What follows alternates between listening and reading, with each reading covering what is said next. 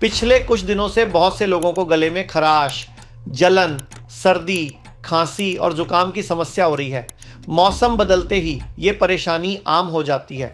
आज मैं आपको एक सरल घरेलू उपाय बता रहा हूँ जो गले को आराम देने में सहायक हो सकता है। इसके लिए आपको 4 बड़ी लौंग और 2 बड़ी इलायची लेनी है। इन्हें हल्का सा गैस पर भून लें या जला लें जब तक ये अच्छी तरह सूखकर कुरकुरी ना हो जाए।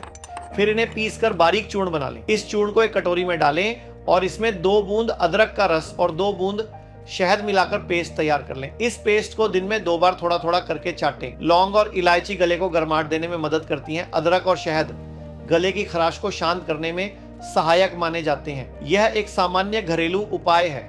यदि लक्षण ज्यादा बढ़े या बुखार आए तो डॉक्टर की सलाह अवश्य लें।